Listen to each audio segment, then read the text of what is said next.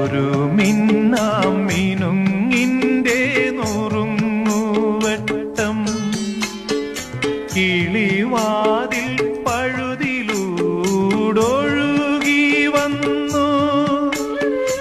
ആരാരുമറിയാത്തൊരാത്മാവിൻ തുടിപ്പു പോലാലോലം ആനന്ദ നൃത്തമാർന്നു. Alolam ആനന്ദ നൃത്തമാർന്നു.